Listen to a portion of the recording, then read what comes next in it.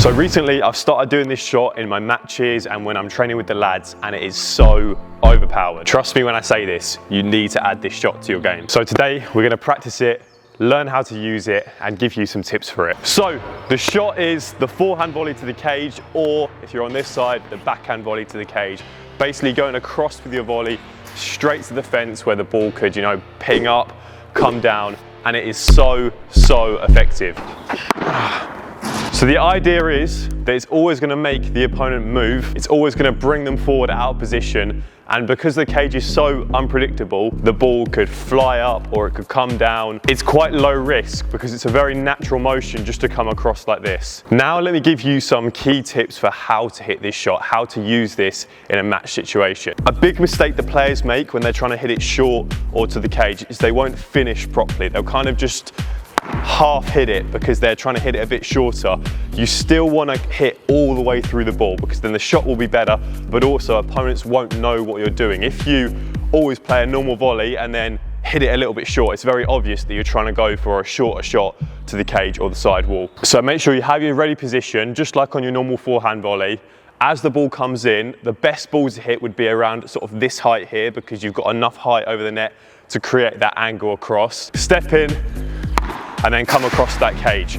A key thing is you want to rotate the shoulders a little bit more than usual because you're hitting right across. So when you're hitting straight, you stay very side on, but this is where you can rotate a little bit more and bring this right shoulder across as you're going to the cage. The number one thing is you need to hit this ball slow. And it doesn't matter about playing it slow. Don't think that makes it easier because at the end of the day, if it still hits the cage, it still could fling up or come straight down.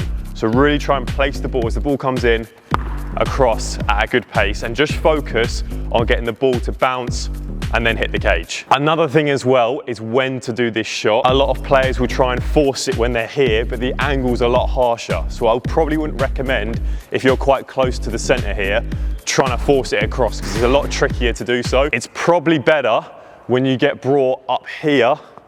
I'm close to the cage here because the angle then opens up a lot easier. Like that's so easy from here across to there to get it across to that cage. Rack it up high, make sure you step in and have a high to low motion across that cage. Here are some clips where me and Jigo then decided to play the point out, where I'm at the net, Jigo at the back. I'm just playing volleys to Jigo at the back and then trying as much as possible to hit volleys towards the cage and show you how like easy it is to get a winner from this. Like you can see in these first few clips, the ball just keeps coming down on the cage and it's just a nightmare for Jigo to defend it. And like I said before, even if Jigo does get the ball back, then it just creates space for me to play into. They're all coming down. Look, even if it doesn't hit the cage, hitting the sidewall is still hard.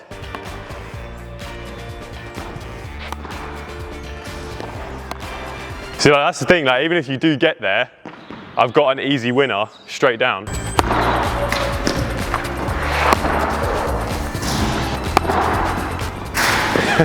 It is.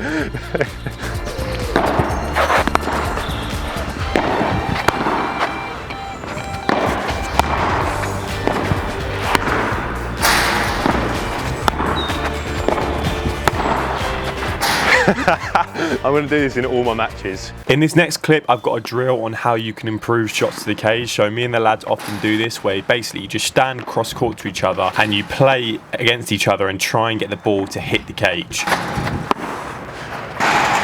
Damn. The rules are you can only win a point if the ball hits the cage and, you know, comes down and that you can't get it back. If it doesn't go there, you just carry on the rally, but it just helps your accuracy and also helps your reactions off the cage. You can see, like, it's so unpredictable. Sometimes it comes down, sometimes it comes up, and it's really hard, but it's a good way of improving that accuracy and getting a feel for how to hit the ball towards that cage. Oh.